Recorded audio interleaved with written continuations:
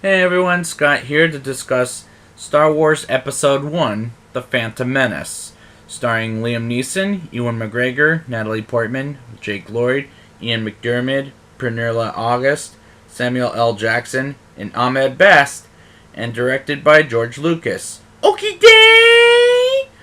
Now, before I get into this movie, I remember this movie coming out in 1999 and I saw it twice in the opening weekend.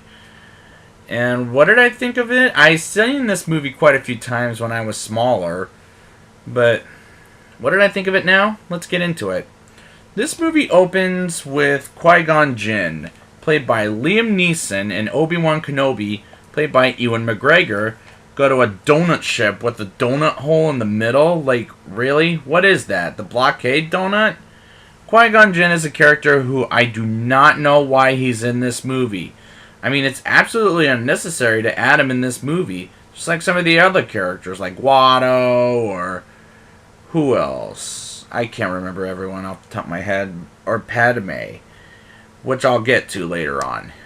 I'm going to bring, and I might bring those up later on, I'm not sure. Newt Gunray is another one who I do not know why he's in this movie either.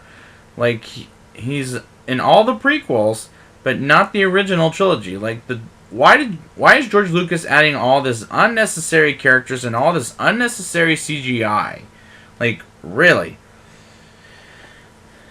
Oh my god, this movie's gonna kill me already. Queen Amidala as a hideout, played by Keira Knightley, but the real played by Natalie Portman, is a necessary character. Well, maybe not too necessary, but a little bit. Because then Luke and Leia's mother, but I prefer the hideout because Keira Knightley isn't as bland, nor does she plan on ruining the movie like Natalie Portman does in these big movies like this and Thor. Like, why is she still acting in these movies to this day? I'll give her 4 movies: Garden State, V for Vendetta, The Professional, which I've never confessionably seen, and Black Swan, the one where she won the Oscar. Otherwise, she's a terrible actress. I hate Ewan McGregor's Obi-Wan, although I do like him as an actor, because he complains and whines like a little girl, and he annoyed the hell out of me in this movie. Jar Jar Binks, the Gungan, played by Ahmed Best, is pretty flippin' annoying. And even my mother can't stand him with this "excuse me" and ruining the movie in for comedic reasons, and "okay day" was again very unnecessary. Maybe that's another character now that I think about it that became unnecessary as a chapter, other than amusing little kids. I don't know why the Gungans are in this movie either. See, Lucas needs to do something about that. Qui-Gon saying "there's always a bigger fish" was such a bad line, but was hilarious hearing Liam Neeson saying it. The battle droids are so freaking dumb. Like, the Jedi cut them up like they're butter, and they're very useless. And they're like, "Roger, Roger." Like, they're so stupid. Why would the Trade Federation need a blockade when the shield generator gets destroyed and R2-D2 ends up fixing the damn ship? But Queen Amidala decides to thank the droid for saving their lives. Oh my god, this is gonna kill me. The handmaiden of the queen orders the real queen to fix or clean the droid. Just made no damn sense. Like, I almost lost my mind. Like, are you serious? They land on Tatooine, and Qui-Gon decides to bring R2-D2, Padme, and oh my god, Jar Jar. Really needs to stay out of the movie, Jar Jar, so we can take a breathe without him in this movie. We get to Watto's shop, to fix their ship, and not only we get to meet Watto, but Anakin Skywalker, played by Jake Lloyd. Now, he's the worst person to portray Darth Vader as a young boy. Fun fact: after this movie, people called him Anakin Skywalker, and this movie ruined not only his life, but his career as an actor. Yes, that part is unfortunately true. Anakin being the builder of C-3PO annoyed the hell out of me, because how is Darth Vader as a boy building a protocol droid. It makes no sense. Darth Maul, played by Ray Park, but voiced by the guy who played the roommate from Shaun of the Dead. For what little he does in this movie, he's such a badass in this movie. And when I get to that ending fight scenes, I will discuss how much I love that fight. Anakin, born without a father, made absolutely no sense whatsoever.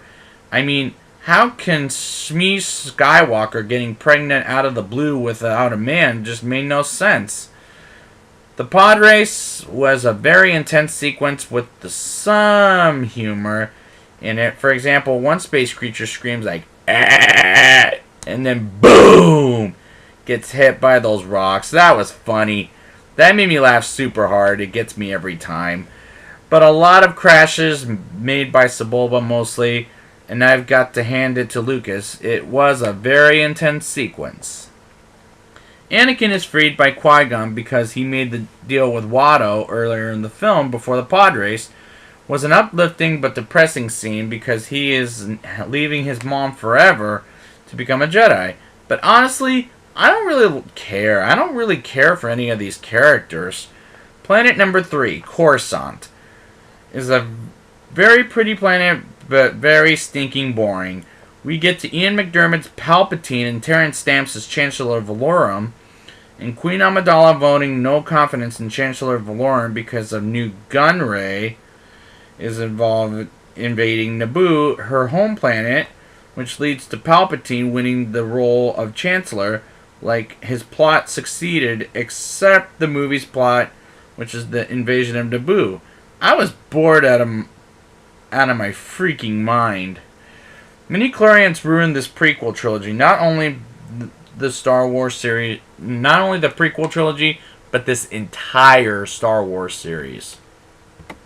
We get introduced to the Jedi Council, including Yoda and Mace Windu, played by Samuel L. Jackson, as they talk to Qui-Gon about Darth Maul's attack with Qui-Gon, and Qui-Gon asks the Council to train Anakin, and after they test him, they refuse to train Anakin because they're just as boring as this planet is and stupid like Jar Jar. Obi-Wan complains about Anakin behind his back while he overhears them talking like, "Yep, you're now careless of a character, and you should have been more careful, Obi-Wan." The Gungans and the Naboo people decide to become friends after Padme is the real Queen Amidala and gives a speech to Boss Nass about how much they're all better in their own way. Like, after years of them hating each other. Just like that? Really? That makes no sense. The final battle begins in Naboo, and it is action-packed until we get Qui-Gon and Obi-Wan versus Darth Maul. I love the hell out of that fight. Out of any of the battles, this is the best one, and it's not saying much, to be honest. Anakin blowing up the Trade Federation blockade was with the super bullets, and the battle droids begin to faint. Makes no sense. Even the Avengers did the same thing, and I hate it in those two films, in those two times, and I'm going to hate it even more to this day. Yoda says Obi-Wan is upgraded to a Jedi Knight when I thought he was already a Jedi Knight, so I might have to go with it, even if it doesn't make sense. I'll go with it. Now it's time for the rating. I'll give this movie a 2.9 out of 10. There were a lot of things that didn't make sense in this movie. I have a load of problems. It has a load of problems that when the next one comes out, I didn't care whether the prequels are going to be worth it or not. And I didn't care about the next one coming out, and we'll get to it when I get there. And the prequels damaged Star Wars for good until years later. We'll see how Attack of the Clones and Revenge of the Sith go, but I'm not going to hold that against them. So I'd like to thank you guys for joining me for Star Wars Episode 1, The Phantom Menace. And next week I'll be back with Episode 2, Attack of the Clones. So before I say goodbye, be sure to subscribe, watch some videos, and leave a positive comment on the bottom, and make sure to hit the like buttons. And until next time, may the Force be with you.